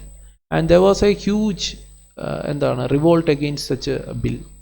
ഒരു 3 ബില്ലുകൾ. ആ ബില്ലിൻ്റെ ഉദ്ദേശം തന്നെ ഈ APMCകളെ തകർക്കുക, പകരം ഫാർമേഴ്സിന് നേരിട്ട് എന്ത് ചെയ്യാം, ഈ പറയുന്ന ട്രേഡേഴ്സുമായിട്ടും ആൾക്കാരുമായിട്ട് നേരിട്ട് കൃഷി ചെയ്യാനുള്ള, നേരിട്ട് ബിസിനസ് ചെയ്യുവാനുള്ള ഒരു സംഭവമാണ് ഈ ബില്ല് വഴി ഉദ്ദേശിച്ചത്. പക്ഷേ ഫാമേഴ്സ് വെർ നോട്ട് കൺവിൻസ്ഡ്. അതുകൊണ്ടാണ് അവർ റിവോൾട്ട് ചെയ്തത്, വലിയ തോതിലുള്ള പ്രക്ഷോഭം സംഘടിപ്പിച്ചു. ആ പ്രക്ഷോഭത്തിൻ്റെ ഒടുവിൽ ഈ അഗ്രികൾച്ചറൽ ബില്ലുകളെല്ലാം കേന്ദ്ര സർക്കാരിന് പിൻവലിക്കേണ്ടി വന്നു. അപ്പോൾ ആ ബില്ലിൻ്റെ ഉദ്ദേശം ഈ പറയുന്ന APMCകളെ സീനിൽ നിന്ന് ഒഴിവാക്കുക എന്നുള്ളതായിരുന്നു. അതായിരുന്നു ഉദ്ദേശം. അതിൽ ഫാമേഴ്സിന് ഗുണകരമാകുന്ന കുറേ കാര്യങ്ങളുണ്ടായിരുന്നു, ഫാമേഴ്സിന് പ്രതികൂലമായി വരുന്ന കാര്യങ്ങളുണ്ടായിരുന്നു. ബട്ട് ആഫ്റ്റർ ഓൾ ഫൈനലി ഇത് ആരാണ് ഇതിൻ്റെ ഗുണഭോക്താക്കളാവേണ്ടത്? ഫാർമേഴ്സ് അല്ലേ. But farmers were not convinced about this bill. അതുകൊണ്ട് ഫാമേഴ്സ് അതിനെതിരെ പ്രൊട്ടസ്റ്റ് ചെയ്തു. ആ പ്രൊട്ടസ്റ്റിൻ്റെ ഒടുവിൽ സർക്കാരിന് കീഴടങ്ങേണ്ടി വന്നു. അങ്ങനെയാണ് ഈ അഗ്രികൾച്ചർ ബില്ലെല്ലാം എന്ത് ചെയ്യേണ്ടി വന്നത്, പിൻവലിക്കേണ്ടി വന്നത്. എനിവേ APMC ആ ബില്ല് പാസ്സാവാത്തത് കൊണ്ട്, നിയമമാവാത്തത് കൊണ്ട് തന്നെ ഇപ്പോഴും നമ്മുടെ രാജ്യത്ത് APMCകൾ പ്രവർത്തിക്കുന്നുണ്ട്. പറഞ്ഞു വരുന്ന APMC പ്രൊവൈഡ് ചെയ്യുന്ന സേവനങ്ങൾ പൂർണ്ണമായിട്ടും എന്ത് തന്നെയാണ്, എക്സംപ്റ്റഡ് ആണ് എന്നുള്ളതാണ്. Processed tea and coffee agriculture produce ആണോ? ഒരു സംശയം വേണ്ട, അല്ല. നമുക്ക് ധൈര്യമായിട്ട് പറയാം, ഈ ടീയും കോഫിയും ഒരിക്കലും ഒരു അഗ്രികൾച്ചർ പ്രൊഡ്യൂസ് അല്ല. They are secondary commodities, secondary products. ഇപ്പോൾ ഗ്രീൻ ടീ എന്ന് പറയുന്നത് അത് അത് നമുക്ക് വേണമെങ്കിൽ പറയാം അതെന്താണ്, ഒരു അഗ്രികൾച്ചറൽ പ്രൊഡ്യൂസാണ്. പക്ഷേ അതുപോലെ തന്നെ കോഫി ബീൻസ് നമുക്ക് പറയാം അഗ്രികൾച്ചർ പ്രൊഡ്യൂസാണ്. അതല്ലാതെ ഈ പറയുന്ന സംഭവങ്ങളൊന്നും തന്നെ ടീയോ കോഫിയോ ഒന്നും തന്നെ അഗ്രികൾച്ചർ പ്രൊഡ്യൂസ് അല്ല. അതേപോലെ തന്നെ ജാഗറി അഗ്രികൾച്ചർ പ്രൊഡ്യൂസാണോ? അല്ല. എങ്ങനെയാണ് ജാഗറി അഗ്രികൾച്ചർ പ്രൊഡ്യൂസ് ആവുക? Sugar cane. ഒന്നാമത് ഷുഗർ കെയിനിൽ നിന്നാണ് ജാഗറിയിലേക്ക് പോകുന്നത്. അതുകൊണ്ട് തന്നെ ഷുഗർ കെയിൻ ഒരു അഗ്രികൾച്ചർ പ്രൊഡ്യൂസാണ്, ജാഗറി ഒരിക്കലും അഗ്രികൾച്ചർ പ്രൊഡ്യൂസ് അല്ല. പൾസസ് അഗ്രികൾച്ചർ പ്രൊഡ്യൂസാണ്. പൾസസ് ദാൽ എന്നൊക്കെ നമ്മൾ പറയുന്നുണ്ടല്ലോ. ഇപ്പോൾ ഈ പൾസസിനകത്ത് പല ടൈപ്പ് ദാലുണ്ട്. ഇപ്പോൾ രജ്മ എന്നൊക്കെ പറയുന്ന സംഭവങ്ങളുണ്ടല്ലോ. ഇപ്പോൾ വൻപയർ, ചെറുപയർ എന്നൊക്കെ നമ്മൾ മലയാളത്തിൽ പറയുന്ന സംഭവം ഉണ്ടല്ലോ. അതൊക്കെ നമുക്ക് വേണമെങ്കിൽ എന്ത് ചെയ്യാം, അഗ്രികൾച്ചർ പ്രൊഡ്യൂസായിട്ട് കണക്കാക്കാം. അതല്ലാതെ വരുന്ന സംഭവങ്ങളും നമുക്ക് അഗ്രികൾച്ചർ, അതായത് ഹസ്ക് റിമൂവ് ചെയ്തിട്ട് ദാലിലേക്ക് പോകുന്ന പ്രോഡക്ട്സുകളാണെന്നുണ്ടെങ്കിൽ അതൊരിക്കലും ഒരു അഗ്രികൾച്ചർ പ്രൊഡ്യൂസായിട്ട് കണക്കാക്കാൻ കഴിയില്ല. പരിപ്പ്, ഉഴുന്ന് പരിപ്പ്, ആ സംഭവങ്ങളൊക്കെ ഉണ്ടല്ലോ, അതൊക്കെ തന്നെ അഗ്രികൾച്ചർ പ്രൊഡ്യൂസ് അല്ല എന്നാണ് പറയുക. അത് കാരണം അതിൻ്റെ തോട് റിമൂവ് ചെയ്തിട്ട് നമ്മൾ എടുക്കുന്ന സാധനങ്ങൾ ഫർദർ പ്രോസസ്സിന് ശേഷം വരുന്നതാണ്. അതുകൊണ്ട് അതിന് അഗ്രികൾച്ചർ പ്രൊഡ്യൂസായിട്ട് കണക്കാക്കാൻ കഴിയില്ല. നമ്മളത് മില്ലിൽ വെച്ച് നമ്മളതിനെ കൺവേർട്ട് ചെയ്താണ് മാറ്റുന്നത്. യെസ്.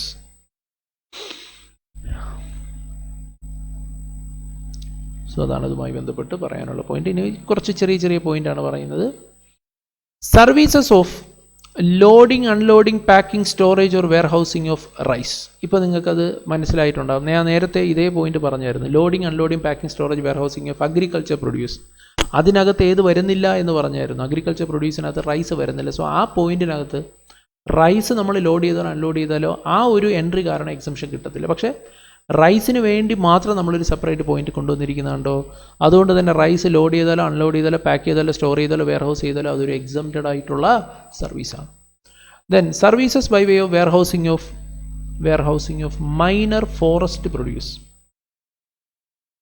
വനവിഭവങ്ങൾ, അതാണ് ഫോറസ്റ്റ് പ്രൊഡ്യൂസ് എന്ന് പറഞ്ഞാൽ. ഇപ്പോൾ തേന്, പലതരത്തിലുള്ള ഹെർബ്സ്, കായ്ക്കനികൾ, ഇതൊക്കെ ഫ്രൂട്ട്സ്, വെജിറ്റബിൾ, ഇങ്ങനെയുള്ള സാധനങ്ങളാണ് എന്തെന്ന് പറയുന്നത് മൈനർ ഫോറസ്റ്റ് പ്രൊഡ്യൂസ്.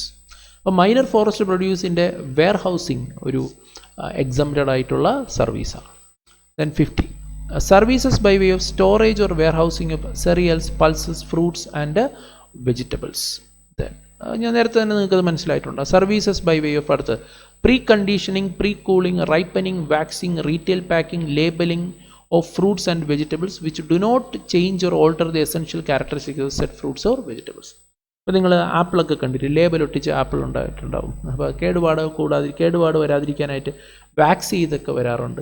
അപ്പോൾ നമ്മൾ നന്നായിട്ട് അത് ക്ലീൻ ചെയ്തിട്ടൊക്കെ ഉപയോഗിക്കണമെന്ന് പറയും. അതുപോലെ തന്നെ അതിന് പ്രീ കൂളിംഗ്, പ്രീ കണ്ടീഷനിങ്, ഇപ്പോൾ നമ്മൾ എക്സ്പോർട്ട് ക്വാളിറ്റി മെയിൻറ്റെയിൻ ചെയ്യണമെന്നുണ്ടെങ്കിൽ അത് പ്രോപ്പർ അറ്റ്മോസ്ഫിയറിൽ സൂക്ഷിക്കണം. അത്തരം പ്രവർത്തനങ്ങളൊക്കെ നമ്മൾ ചെയ്യുകയാണെന്നുണ്ടെങ്കിൽ that is an exempted service. Services provided by next national centre for cold chain development. National services provided by National Center for Cold Chain Development under Ministry of Agriculture, Cooperation and Farmers Welfare by way of cold chain knowledge dissemination. Cold chain facility. See, ഇതും നമ്മൾ income ടാക്സിൽ കണ്ടിട്ടുള്ളതാണ്. 35 AD നമ്മൾ കണ്ടിട്ടുള്ളൊരു സംഭവമാണ് ഇല്ലേ? 35 AD നമ്മൾ കണ്ടിട്ടുള്ളതാണ്. എന്താണ് setting up and operating cold chain facility anywhere in India. അങ്ങനെ ഒരു പോയിന്റ് നമ്മൾ കണ്ടിട്ടുണ്ട്. കോൾഡ് ചെയിൻ ഫെസിലിറ്റി എന്ന് പറഞ്ഞാൽ കോൾഡ് സ്റ്റോറേജുകളും ആണ് ഉദ്ദേശിക്കുന്നത്. കോൾഡ് സ്റ്റോറേജ് എന്ന് വെച്ചാൽ അറിയാമല്ലോ, നമുക്ക് ഈ പറയുന്ന ഫ്രൂട്ട്സ്, വെജിറ്റബിൾസ്, മീറ്റ്, ഫിഷ്, ഈ പറയുന്ന കാര്യങ്ങളെല്ലാം കേടുപാട് കൂടാതെ കുറേ കാലത്തേക്ക് സൂക്ഷിക്കാൻ പറ്റും. അത് മാത്രമല്ല, അതിനകത്ത് ഇപ്പോൾ മരുന്നുകൾ സൂക്ഷിക്കാം. ഓരോന്നിനും ഓരോ ടെമ്പറേച്ചർ ലെവലുണ്ട്. അപ്പോൾ ആ ടെമ്പറേച്ചർ ലെവൽ മെയിൻറ്റെയിൻ ചെയ്തുകൊണ്ട് ഓരോ പ്രോഡക്റ്റുകളും കേടുപാട് കൂടാതെ ദിവസങ്ങളോളം, മാസങ്ങളോളം സൂക്ഷിക്കാൻ പറ്റുന്നതാണ് ഈ കോൾഡ് സ്റ്റോറേജ് സംവിധാനങ്ങൾ. അപ്പോൾ നിങ്ങൾ ആ ബിസിനസ് ചെയ്യുകയാണെന്നുണ്ടെങ്കിൽ സെക്ഷൻ 35 AD ഇൻകം ടാക്സ് പറയുന്നത്, 35 AD പറയുന്നത് അതൊരു സ്പെസിഫൈഡ് ബിസിനസ്സാണ്. അത്തരം ബിസിനസ് ചെയ്യുന്ന ആൾക്കാർക്ക് അവർ മുടക്കുന്ന റവന്യൂ എക്സ്പെൻഡിച്ചർ ആവട്ടെ, ക്യാപിറ്റൽ എക്സ്പെൻഡിച്ചർ ആവട്ടെ, 100% ഡിഡക്ഷൻ അവർക്ക് ക്ലെയിം ചെയ്യാൻ പറ്റും. ക്യാപിറ്റൽ എക്സ്പെൻഡിച്ചറുകൾക്ക് ഡിപ്രീസിയേഷൻ കിട്ടത്തില്ല, പകരം ആ മുടക്കുന്ന വർഷം തന്നെ അവർക്ക് എൻ്റയർ എമൗണ്ട് അവർക്ക് ഡിഡക്ഷനായിട്ട് ക്ലെയിം ചെയ്യാം. ഇതാണ് 35 AD. അപ്പോൾ ഞാൻ പറഞ്ഞു വന്നത് കോൾഡ് ചെയിൻ എന്ന് പറയുന്ന വാക്ക് കേട്ടതുകൊണ്ട് പറഞ്ഞതാണ്. ഇവിടെ പറഞ്ഞിരിക്കുന്നത് എന്താണെന്ന് വെച്ചാൽ, ഈ കോൾഡ് ചെയിൻ, അതായത് കോൾഡ് സ്റ്റോറേജുകൾ എന്താണ് നിർമ്മിക്കുവാൻ ഉദ്ദേശിക്കുന്ന ആൾക്കാർക്ക് കേന്ദ്ര സർക്കാരിൻ്റെ ഗ്രാൻഡ് ഉണ്ട്, സബ്സിഡി ഉണ്ട്, അവർക്ക് പൈസ കൊടുക്കും. ഈ പറയുന്ന മിനിസ്ട്രി ഓഫ് അഗ്രികൾച്ചർ ഈ പറയുന്ന സൗകര്യങ്ങളൊക്കെ എന്ത് ചെയ്തു, കാർഷിക മന്ത്രാലയം, കേന്ദ്ര സർക്കാരിൻ്റെ കാർഷിക മന്ത്രാലയം ഈ കോൾഡ് ചെയിൻ സെറ്റ് ചെയ്യാൻ, അഗ്രികൾച്ചർ പ്രൊഡ്യൂസിൻ്റെ കോൾഡ് സ്റ്റോറേജ് സെറ്റ് ചെയ്യാൻ ഉദ്ദേശിക്കുന്ന ആൾക്കാർക്ക് ഇത് കൊടുക്കുക. എന്ന് മാത്രമല്ല, ഇവർക്കിത് ചെയ്തു കൊടുക്കുന്ന പൈസ മാത്രമല്ല, ഇവർക്കത് പഠിപ്പിച്ചു കൊടുക്കുക കൂടി ചെയ്യും. ഇതിന് വേണ്ടിയിട്ട് there is a national centre, അതാണ് national centre for cold chain development ഉണ്ട്. അപ്പോൾ ആ സെൻറ്റർ പ്രൊവൈഡ് ചെയ്യുന്ന സേവനങ്ങൾ, ഈ കോൾഡ് ചെയിൻ ഡെവലപ്മെൻറ്റുമായി ബന്ധപ്പെട്ട് പ്രൊവൈഡ് ചെയ്യുന്ന സേവനങ്ങളെല്ലാം തന്നെ പൂർണ്ണമായിട്ടും എന്തായിരിക്കും, എക്സംപ്റ്റഡ് ആയിരിക്കും. Next, carrying out an intermediate production process as job work in relation to cultivation of job work എന്ന് പറഞ്ഞ് നമ്മൾ ക്ലാസ്സിലൊക്കെ പഠിച്ചിട്ടുള്ളതാണ്. ആരാണ് ഈ ജോബ് വർക്കർ എന്നൊക്കെ ഉള്ളത്? ജോബ് ഇടനിലക്കാരനായി നിന്നുകൊണ്ട് ചെയ്യുന്ന പ്രവൃത്തിയാണ്. നമുക്ക് വേണ്ടിയിട്ട് എന്ത് ചെയ്യാണ്, ഇടനിലക്കാരനായി നിന്നുകൊണ്ട് ഒരു പ്രൊഡക്ഷൻ പ്രോസസ്സ് ചെയ്യുന്ന ആളെയാണ് നമ്മൾ ജോബ് വർക്കർ എന്ന് വിളിക്കുന്നത്. So here intermediate production process as job work in relation to cultivation of plant or rearing of all life forms of animals except rearing of horse for food, fiber, fuel or material other similar products agriculture produce. അപ്പോൾ ആ പറഞ്ഞിരിക്കുന്ന കാര്യം എന്താണെന്ന് വെച്ച് കഴിഞ്ഞാൽ, ഇപ്പോൾ നമുക്ക് വേണ്ടിയിട്ട് കൃഷി ചെയ്യുന്ന ആൾക്കാർ, നമുക്ക് വേണ്ടിയിട്ട് കൃഷിപ്പണി ചെയ്തു തരുന്ന ആൾക്കാരുണ്ട്, ഈ പറയുന്ന ജോബ് വർക്ക് അടിസ്ഥാനത്തിൽ ചെയ്യുന്ന ആൾക്കാരുണ്ട്. അവർ ചെയ്യുന്ന പ്രവൃത്തികൾ പൂർണ്ണമായിട്ടും എക്സംപ്റ്റഡ് ആണെന്നുള്ളതാണ്. ഇപ്പോൾ ഈ ചിക്കൻ ഫാമൊക്കെ ചെയ്യുന്ന ആൾക്കാരുണ്ട്. ഇപ്പോൾ KFC അറിയാമല്ലോ നിങ്ങൾക്ക്. അതുപോലെ തന്നെ ഈ പറയുന്ന പോലെ ഈ ഫ്രൈഡ് ചിക്കൻ വിൽക്കുന്ന ആൾക്കാർ, അല്ലെങ്കിൽ ഹോട്ടലുകൾ നടത്തുന്ന ആൾക്കാർ, ഇവർ ചിക്കൻ പുറത്തുനിന്ന് മേടിക്കും, ചെറിയ അളവിലാണ്. വലിയ യൂണിറ്റുകളാണെന്നുണ്ടെങ്കിൽ നമ്മൾ തന്നെ സ്വന്തമായിട്ട് ഈ കോഴിയെ വളർത്തുമായിരിക്കും. പക്ഷെ അത് നമ്മൾ നേരിട്ട് വളർത്തില്ല, നമ്മളത് മറ്റൊരാളെ കൊണ്ട് അതെന്ത് ചെയ്യും, ചെയ്യിപ്പിക്കും. മനസ്സിലായോ? നമ്മൾ അയാൾക്ക് വേണ്ടിയിട്ടുള്ള ചിക്കൻ സീഡ്സൊക്കെ നമ്മൾ എന്ത് ചെയ്യും, ഒരു ദിവസം 2 ദിവസം പ്രായമായിട്ടുള്ള കോഴിക്കുഞ്ഞുങ്ങളെ നമ്മൾ സപ്ലൈ ചെയ്യും. അതവർ വളർത്തണം. ഒരു 45 ദിവസം, 50 ദിവസം, 60 ദിവസം കൊണ്ട് അതൊരു 1.5 കിലോ 2 കിലോ ആകുമ്പോഴത്തേക്ക് നമ്മുടെ വണ്ടി പോയിട്ട് അത് എന്ത് ചെയ്യും, കളക്ട് ചെയ്തുകൊണ്ട് വരും. അതിന് നമ്മൾ അയാൾക്കൊരു കാശ് കൊടുക്കും. ഓക്കെ, ഇപ്പം അയാൾ ചെയ്ത പ്രവൃത്തി എന്താണ്? അയാൾ ഇവിടെ ചെയ്തിരിക്കുന്നത്, ഇവിടെ ഈ ആനിമൽ ഹസ്ബൻഡറി ആക്ടിവിറ്റിയാണ് അയാൾ ചെയ്തത്. അയാൾ ചിക്കൻ വളർത്തുകയാണ് ചെയ്തത്, പക്ഷേ നമുക്ക് വേണ്ടിയിട്ടാണ് അത് ചെയ്തിരിക്കുന്നത്. ഓക്കെ, അയാൾ നമുക്ക് ആ ചിക്കൻ വിൽക്കുകയല്ല ചെയ്തത്, നമ്മുടെ കോഴിയാണ് അയാൾ അവിടെ വളർത്തിയത്. ഓക്കെ, അല്ലെങ്കിൽ നമ്മുടെ അഗ്രികൾച്ചർ നേരെ ഫാർമിങ്ങിൻ്റെ കേസിലേക്ക് വന്നു കഴിഞ്ഞാൽ നമുക്ക് വേണ്ടിയിട്ടാണ് അയാൾ അവിടെ എന്ത് ചെയ്തത്, കൃഷി ചെയ്തത്. ഓക്കെ, എന്നിട്ട് നമ്മൾ പോയിട്ട് അത് എടുക്കുന്നു. അയാൾ ചെയ്ത ജോലിക്ക് നമ്മൾ അയാൾക്കൊരു കാശ് കൊടുക്കുന്നു. ആ ചെയ്ത പ്രവൃത്തിയുടെ മേളിൽ എന്ത് വരില്ല? GST വരില്ല. Milling of paddy or not is not an intermediate production process in relation to cultivation of plant. It is a process carried out after the process of cultivation is over and paddy has been harvested. Further processing of paddy into rice is not usually carried out by cultivators but by rice millers. Milling of paddy into rice changes its essential character. ഇത് rice മില്ലുകൾ ചെയ്യുന്നതാണ്. Milling of paddy എന്ന് പറഞ്ഞു കഴിഞ്ഞാൽ, paddy എന്ന് വെച്ചാൽ നെല്ല്. മില്ലുകൾ ചെയ്യുന്ന പ്രവർത്തനങ്ങൾക്ക് ടാക്സ് ഉണ്ടോ? യെസ്, അവർ ചെയ്യുന്ന പ്രവർത്തനത്തിന് എന്തുണ്ട്? GST ഉണ്ട്. So in view of the above it is clarified that milling of paddy into rice is not eligible for exemption എന്നുള്ളതാണ്. Next, services by way of artificial insemination of livestock other than horse. Artificial insemination കേട്ടിട്ടുണ്ടാവും. Yes, അപ്പോൾ cross breeding ഒക്കെ ഉണ്ടാവുമല്ലോ, കുറച്ചുകൂടി healthier ആയിട്ടുള്ള. ഇപ്പോൾ പ്രത്യേകിച്ച് ഈ പോത്തുകൾ, കാള, അതുപോലെ തന്നെ ഈ കാറ്റിലൊക്കെയാണ് കൂടുതൽ ഇൻസെമിനേഷൻ ആക്ടിവിറ്റി ചെയ്യുന്നത്. അപ്പോൾ ഇൻസെമിനേഷൻ ചെയ്യുക വഴി ക്രോസ് ബ്രീഡിങ്ങിലൂടെ കുറച്ചുകൂടി കപ്പാസിറ്റി കൂടിയ കാറ്റിൽസിനെ നമ്മൾ ഡെവലപ്പ് ചെയ്തെടുക്കുന്നു. അതുവഴി നമ്മൾ കൂടുതൽ പാല് തരുന്നു, അല്ലെങ്കിൽ കൂടുതൽ സന്താന ഉൽപ്പാദനം, അതായത് അവരുടെ റീപ്രൊഡക്ഷൻ കപ്പാസിറ്റി വർദ്ധിപ്പിക്കുന്ന തരത്തിലുള്ള പ്രവർത്തനങ്ങൾ. അപ്പോൾ ഇതൊക്കെയാണ് services by way of artificial insemination of livestock കൊണ്ട് ഉദ്ദേശിക്കുന്നത്. അതെല്ലാം തന്നെ പൂർണ്ണമായിട്ടും എക്സംപ്റ്റഡ് ആയിട്ടുള്ള സർവീസസ് ആണ്. സോ ഇതാണ് നമ്മൾ ഇപ്പോൾ അഗ്രികൾച്ചർ റിലേറ്റഡ് സർവീസുമായി ബന്ധപ്പെട്ടിട്ടുള്ള പോയിന്റ്. സോ ഇനി നമ്മൾ അടുത്തതായിട്ട് ഡിസ്കസ് ചെയ്യാൻ പോകുന്നത് ലീഗൽ സർവീസസ് ആണ്. സോ ലീഗൽ സർവീസസ് കൊണ്ട് ഉദ്ദേശിക്കുന്നത് എന്താണ്? ഇപ്പോൾ ഒരു നിയമത്തിൽ ഒരു ലോ, അതിപ്പോൾ ഇൻകം ടാക്സ് ലോ ആകാം, GST ലോ ആകാം, ടാക്സേഷൻ ലോ തന്നെ ആവണമെന്നില്ല, ഏത് ലോ വേണമെങ്കിലും ആവട്ടെ, കോർപ്പറേറ്റ് ലോസ് ആകാം, അല്ലെങ്കിൽ ക്രിമിനൽ ലോസ് ആകാം, ഓക്കെ, സിവിൽ ലോസ് ആകാം, കോൺട്രാക്ട് ലോസ് ആകാം, ലേബർ ലോസ് ആകാം. അപ്പോൾ ഇത്തരം ലോസിൽ, നിയമങ്ങളിൽ നമ്മൾ അഡ്വൈസ് കൊടുക്കുക, കൺസൾട്ടൻസി കൊടുക്കുക, റെപ്രസെൻറ്റേഷണൽ സർവീസ്, അതായത് ഒരാൾക്ക് വേണ്ടിയിട്ട് നമ്മൾ ഒരു അതോറിറ്റി മുമ്പാകെ പോയി അവരെ റെപ്രസെൻ്റ് ചെയ്ത് സംസാരിക്കുന്നതിനാണ് റെപ്രസെൻറ്റേഷണൽ സർവീസ് എന്ന് പറയുന്നത്. ഇതിനെല്ലാം കളക്റ്റീവ്ലി വിളിക്കുന്ന പേരാണ് legal service. So if you provide legal service, then GST is levied on such service. But now the question is whether it is taxable or not. Again, some legal services are taxable and some legal services are exempted. So what are those services which are exempted? That we are going to look into this area. So legal service, ഇത് കുറേയൊക്കെ supplier specific exemptions ആണ്. So more or less it is related to who is actually providing the service. അതാണ് ഇതിനെ വ്യത്യസ്തമാക്കുന്നത്.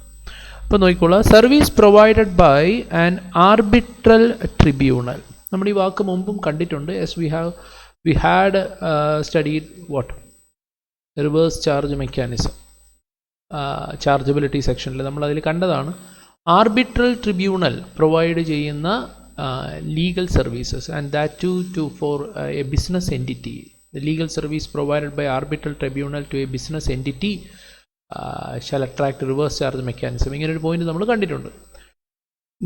So ഒരു arbitral tribunal provide ചെയ്യുന്ന service exempted ആണ് എന്നാണ് പറഞ്ഞു വരുന്നത്. സോ ആർക്ക് പ്രൊവൈഡ് ചെയ്യുമ്പോഴാണ് അത് എക്സംപ്റ്റഡ് ആവുക?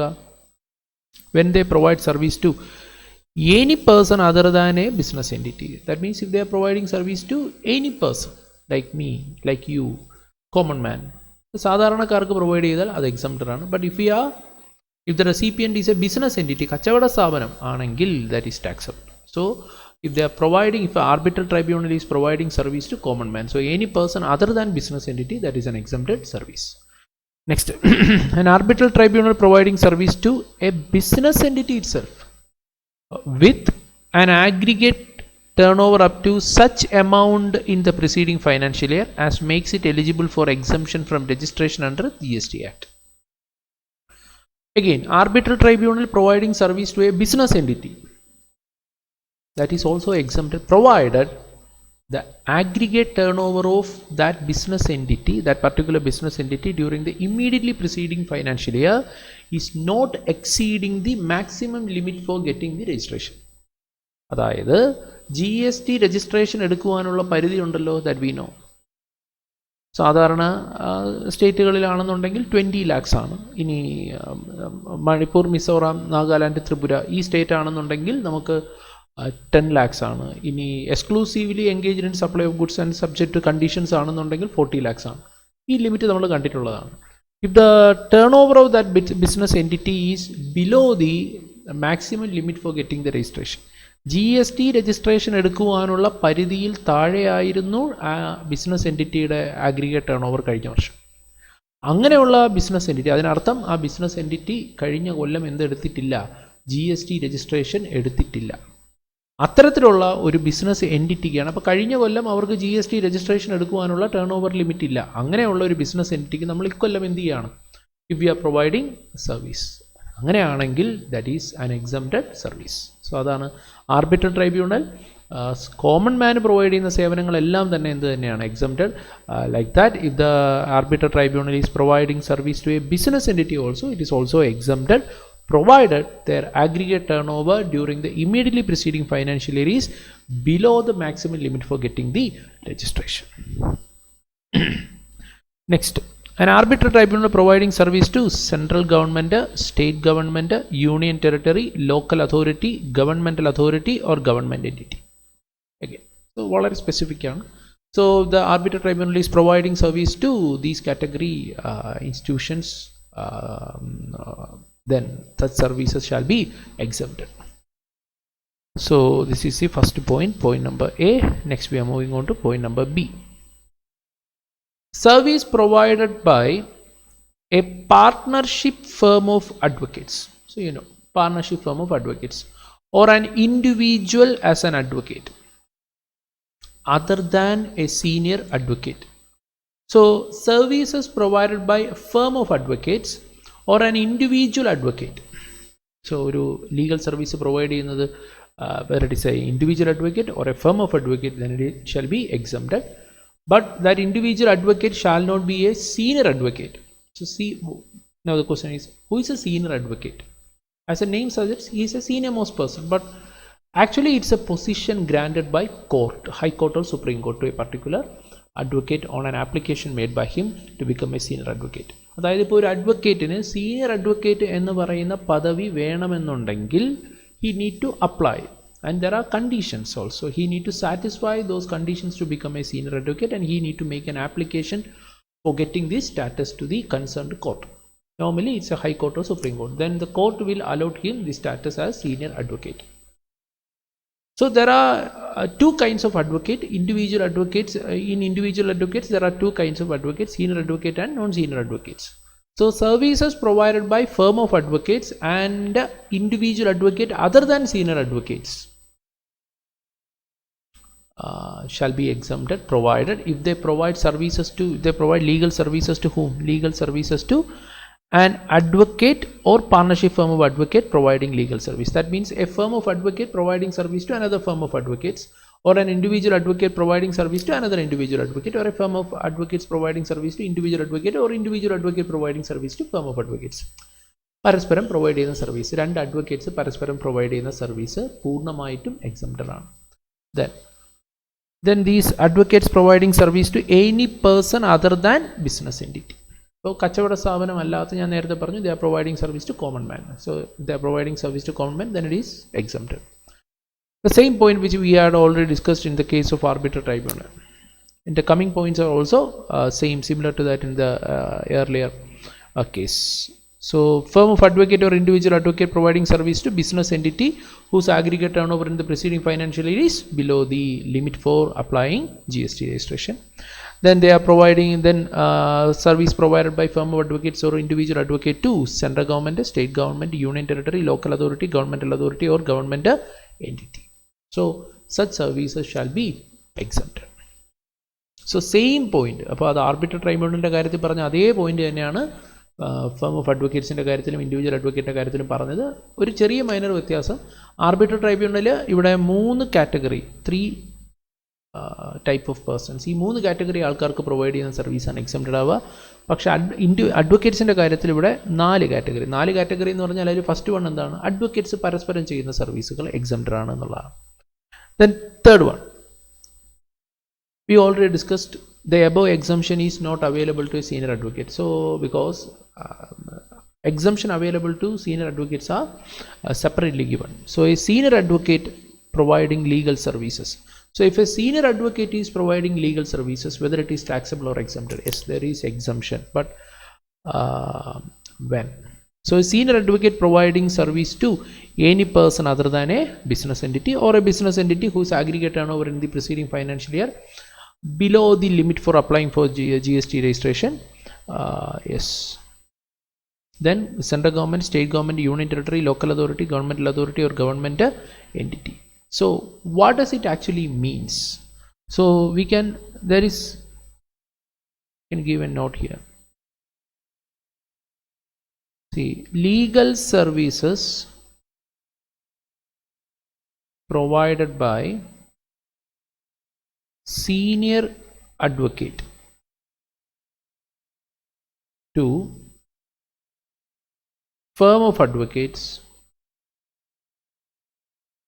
or other individual advocates